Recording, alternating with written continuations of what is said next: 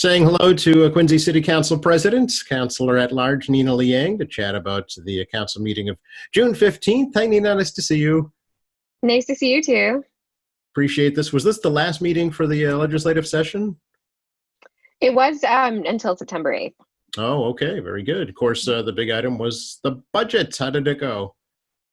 It went well. We had some questions after our last budget hearing that we got information on prior to this one. And so that was really helpful informing the conversation moving into last night. And we were able to sort of, ask through some of the, I think, wrap-up questions that some of the colleagues of mine had. And we moved forward with them and were able to vote on the budget last night. Any significant changes to the budget? No, it again was presented to us already pretty tight and level funded. Again, no increases anywhere.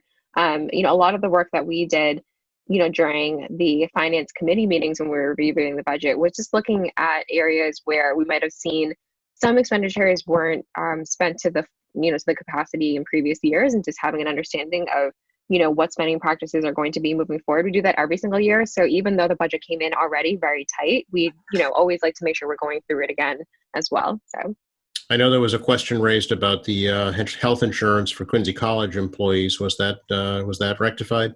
It was, yes. I mean, so the college is still an entity of the city. And the question was, do we want to continue to allocate the $2.4 million to cover the health insurance of the employees at the college? And that is, again, because it's an entity of the city, a cost we either have to cover now or 3 months from now. And so that was a question of, where does the money come from? And again, it is already a city department, so it does, like other departments, come from the city. Okay, very good. And was it a unanimous vote? For that one, yes. For the budget, yeah. Okay. I see also in the agenda that there was recognition of Pride Month. Didn't have the annual Pride celebration, obviously, because of the pandemic. But what happened for that? Yeah, we had, so Shika Babin, who's chair of Q Pride, she came and led us in the Pledge of Allegiance, and she's also a member of the city's LGBTQ commission. And so it was really impactful to have her there. And honestly, it was a great opportunity for us to just express our gratitude. She's one of many people in the community who have worked very hard over a number of years, even well before the Q Pride events, have been advocates in the city for LGBTQ rights and issues. And so unfortunately, we couldn't have all of them on the meeting last night, but to be able to at least have Shika on there and just give our thanks and our gratitude to the whole community for the work they've done to get us to this point. We certainly still have a ways to go. There's always room for improvement. But again, just to stop and celebrate Pride Month and recognize, the work that residents have done here in the city to date to get us to where we are. It was really neat. It was a really great opportunity to be able to give our thanks for that. Yeah, kind of a historic time also with the Supreme Court ruling regarding employment opportunities for LGBTQ individuals. So I'm sure she was pleased to talk about that. Yeah, it was a very powerful night, I think, for all of us, and similar to a lot of the events that have been happening here in the city. It would have been wonderful to see her in person and thank her in person. But if virtual is all we can get, then we'll take it. So we were really grateful that she took the time to be with us last night. Sure. Just looking over, I see a lot of appropriations from the Community Preservation Fund. Were those approved? Yes. So these are the typical year-end transfers that happen, or funds get appropriated out to the respective departments. And because, again, it has to do with finances, it does have to go through the City Council for approval. Sure. All right. So that took out the bulk of your time, it looks like, actually, was the appropriations. It was. The budget too was, I think, the bulk of our conversation last night. One thing that I was really excited about, and whenever I come and I talk to you about these things, I like to sort of capture the entirety of the council meeting. But one thing that was pointed out last night were actually two things I want to sort of mention that were brought up in sort of like not the agenda that you had received, but outside of the agenda, there's an opportunity to take things out of committee, and there's opportunity for, other colleagues of mine to mention things that they are working on currently. And so there are a few things there that are actually really exciting that I'd love to talk about. One is something that I had worked with Ruthie over at the health department on, And this came from, I think you and I had spoken about this when it was first introduced and put into the ordinance committee. It was the order to adopt the state code 21D to essentially give the health department the ability to write citations for areas that they're already overseeing. And so Yes. specifically for Ruthie and our health department, I mean, they've been nonstop 24/7 for the last 3.5 months. And particularly right now, as we're starting these different phases of reopening, it's more important now than ever that she has the ability when she's going in and when her, her staff and her team are going in to monitor situations and make sure that there are no, violations, that she has the ability to also cite them, and so the adoption of that state law allows her to do so, specifically with certain areas that she doesn't currently, right? So camps, restaurants, and other areas where, again, she does have oversight. It does give teeth to the work that she's doing. And it was something that I was really passionate about. Again, that incredibly, incredibly awful, unfortunate death that we had at Walmart, it was a good family friend, and it's not ever going to be enough. It's not ever going to be enough for anybody who we've lost to this pandemic. But to be able to say that, we made changes and we are trying to do more to make sure that those who are violating these safety protocols that we're putting into place, and if they're putting into jeopardy employees and the public, that we do have the ability to go in there and to cite them and to make sure that they are abiding by these regulations. We're not here to tell them how to run their business, but we certainly are here to make sure that they're keeping everyone safe, including their employees. And, it's incredibly awful and disheartening that was not the case with Walmart, and I'm hoping that we won't ever have a case like that again.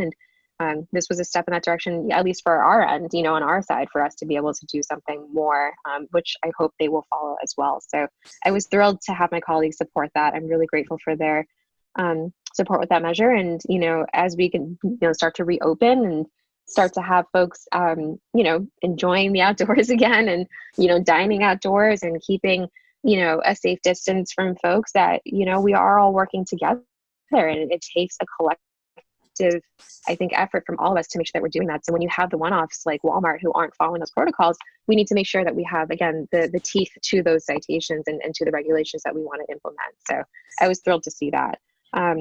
My colleague, I know that he had also come on to your show and spoken about this as well, but Ward 3 Councilor Ian Kane had shared with us the winners of the writing assignment and competition that he put out there. And it was really important, I think, for him to create that opportunity for students. It's everything is so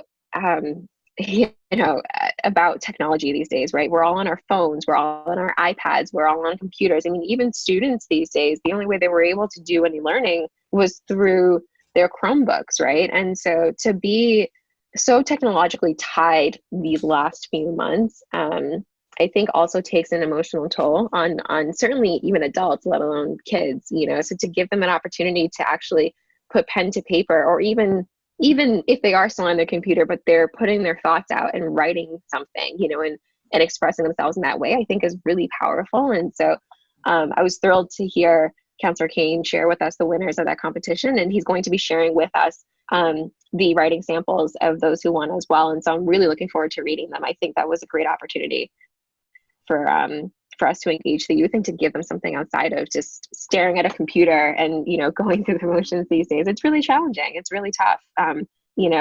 It's challenging for everyone, but I think particularly for our kids right now with what's going on. So that was great. I was so thrilled to see him do that. And then something else that we're working on as well is, and this is a collective effort from Councilor Palmucci, Councilor Kroll, Councilor Mahoney, and myself. We're going to be leading a series of conversations over the next few weeks to address and talk about what's happening right now with the Black Lives Matter movement. I think that, again, this is something that we've heard a lot from a lot of people on across the city, from a lot of people who have different experiences, different backgrounds, and bringing different voices to the table.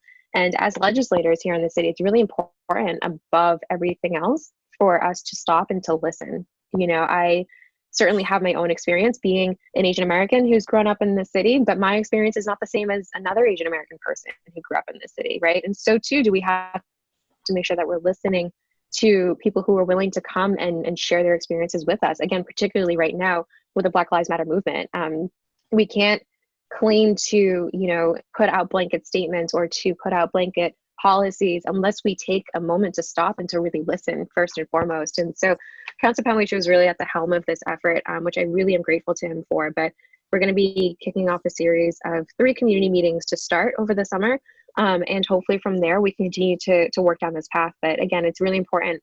There's a lot of calls to action for us, and a lot of calls to action that people are asking of us. But it's really important that before we do any of that, we just take these opportunities to stop and to listen. So again, these were really interesting. These 3 things were really interesting, really great conversations that were had that weren't on your regularly scheduled agenda, but it was really, I think informative for us to be able to talk through some of those things last night on the meeting as well. So with regards to these community meetings, Nina, first of all, how will they work logistically? Are they virtual meetings or in-person meetings? Yeah, unfortunately, again, given what's happening right now, certainly the state and the community we're starting to open the doors on restaurants and the beaches and all that again, but we are still doing so very carefully. And we certainly wouldn't want to put anybody in harm's way. And so in order to get moving on these meetings as soon as we could, but also being respectful of people's health and safety, we are going to plan to do these virtually. Again, depending on how they go, if we can continue doing them in the near future and we can do so in person, I think that would be great. I know, my colleagues and I, we much prefer to chat with folks in person. So hopefully that will be the case. But unfortunately right now, again, just out of everyone's safety, we want to make sure that we're doing it virtually so that we can be protective of everyone. Okay, and will there be actual agendas, or is it just kind of an open forum discussion? How will it actually work? A little bit of both. So there certainly is an agenda insofar as we want to make sure that everyone has an opportunity to have their voices heard. I mean, as of right now, we have over 100 RSVPs, and that'll make it difficult. We don't want to slight anyone's time, but we also want to be respectful of whoever is taking the time to be there to share their story with us. And so we want to make sure that there are actionable items after each meeting, and that is something that we do have in mind. And so each meeting in and of itself does have an action plan after it, but that first one is the listening session for all of us. Okay, and who will be invited from the city to these meetings? Everyone. We want everyone who is interested to listen with us, to everyone who's interested in sharing their stories. Anybody who wants to be a part of this process. We think that we tried to get as many people involved as possible, because again, each person, even in this city, their experiences are their own, and that I think is really important to recognize. But it's also important to take that and to have that inform the work we do moving forward. Because whatever policies or legislation come out of this, it impacts everyone across the city, and so we need to make sure that we do this listening to our first and foremost before we do anything around policy. Will there be representatives from the police department speaking? So nothing formally. Again, even though the 4 of us are hosting it, the 4 of us don't have any formal speaking part in it either, right? This is again meant to be a space where whoever is interested in coming and participating, we want it to be a sort of open listening session for everyone involved. So if there are folks on the police department who are interested in joining and sharing their stories and experiences as well, we want everyone in the city who is impacted, because I think everyone is impacted by this in one way or the other. We want people to come and recognize that this is a space that we want to make as safe possible, so that people can feel comfortable sharing their stories with us. Okay, have the dates and times been set that you can share with us? They have, yes. I can send that to you after this if you'd like as well. So it's all set up on a Facebook post. After the 3 meetings, what would be the next step? Yeah, so I think the intention for us is that we are hoping that these 3 meetings will help us to inform next steps that we can take as a legislative body moving forward. Again, whatever we decide to do as a body, it impacts everyone across the city because it's legislation for the entire city, right? We can't pick and choose that, nor should we, and so we don't want to collectively come up with next steps without taking into consideration feedback from the residents and from the community. So again, not only is that sharing their stories and sharing their experiences, but also almost like a large working group, right? Like working with us to think through what are some, solid next steps that we can take as your legislators. And let's make sure that we all are a part of that, that we are all part of shaping what that might look like. And so that's the hope, is that after all of this, we can really point to a series of work experiences and groups that we can say, this is a solid next step. And it's a step that we all came to as a community based off of what we've heard, what we've learned, and what we shared with one another. So it's going to be important that we again get as many voices in as possible before we move forward on any of this. Okay. Do you personally think that there need to be some reforms within the Quincy Police Department? No, I mean, yes and no, right? I think that some of the conversations that I've had with folks who have been asking for quote unquote reform in the police departments have talked a lot about, what we can do to expand on DEI training, diversity, equity, and inclusion training. And I actually had the ability to have a training on this about a year and a half ago when somebody said to me, they said, it shouldn't be called diversity, right? It shouldn't be called diversity training because what do you mean by diversity training? And it's such a broad statement. And somebody had mentioned during one of these trainings that you really should be calling it a justice and equality training. And it's about, learning what it is that defines you as a community and what you consider as diversity in your community, and I just think that these conversations are really informative and should be had by all private and public working groups. When you have a collective of people who are working together, again, in the private or public sector, to be able to have conversations about justice and equality, I think is always beneficial. And we can always do more of that, in all the departments across the city. And I think that, one of the things that I really admire and really am proud of in our city is our police department. I personally, and I'm speaking from my own experience, have not personally had ever any issues, being born and raised here with the police department. They've always been so helpful in my personal life and professional life. When I've had any concerns around, loud noise and fireworks and music going off in the middle of the night and having to call them on that, if there's been issues where I see somebody who potentially is getting hurt, to be able to call the police department right away as well. My younger sister, has severe developmental disabilities, and always making sure that she is safe and protected when she's out there, and any issues that come up, I've always been able to rely on the police department as well. I mean, again, this is just speaking from my personal experience, have always had great experiences with the Quincy Police Department. And, in talking to folks across the city as well, again, these are just from the few experiences that I've heard. That's why this listening tour is important, to see what other voices maybe we haven't heard yet. But it doesn't happen by mistake. If you sort of take a look and you see what's happened in other cities and towns and what's happened here in this city, I certainly don't think we're immune to it. I don't think that there is this fictitious shield around the city where we're immune to some of these things that we're seeing in other major cities and towns. And I say cities and towns because even though we have a small town feel, we are a major city. We're close to 100,000 people. We're, after the census, maybe going to be the sixth largest city in the state. I mean, we're not a small town by any means. We're a large city. And I look at some of these other large cities where some of these things are happening, and it's awful. And I just think that hasn't happened here yet, and I say just because I don't want to create these blanket statements, but it hasn't happened. And I don't think it's because, again, we are somehow immune to it, that we have this force field around the city of Quincy where it just, on its own by happenstance doesn't happen. I think it happens because of good leadership. I think it happens because there are conversations that happen within the police department. I have conversations with Chief Keenan almost daily since all of this has been happening. And he continues to make it a priority to say that it all goes into the training of these officers. It goes into having open dialogue with these officers. And I think it's important that our chief has that very front of mind.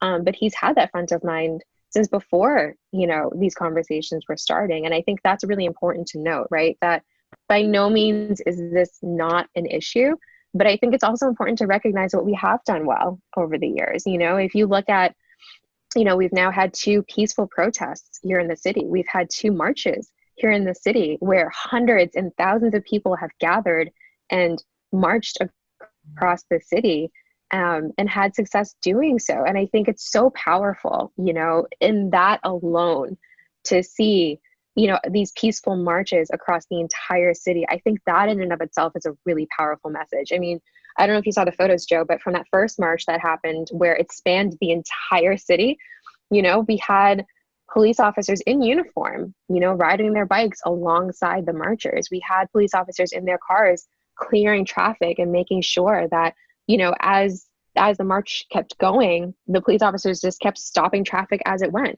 They never stopped to say, this is where it ends. You need to turn around. They just kept going. They just kept going and said, as long as this is going to move forward, we're going to continue to block traffic and make sure that you're safe on the road, on the main road across the entire city. So I think pointing specifically here in Quincy, again, I'm not trying to say that there isn't a problem, but again, I think it's also important to recognize things that we have done well. And again, looking at even just those marches alone, to see that, I mean, it was incredibly powerful. And, I remember after that night, after that first protest and after that first march, seeing videos posted where, again, the police officers were right alongside the marchers and were going down Hancock Street right alongside these marchers. It filled my heart. It made me so proud. It made me really, really proud of the women and men in uniform here in this city. Very well. Appreciate your time, Nina. Anything else you'd like to leave with us today?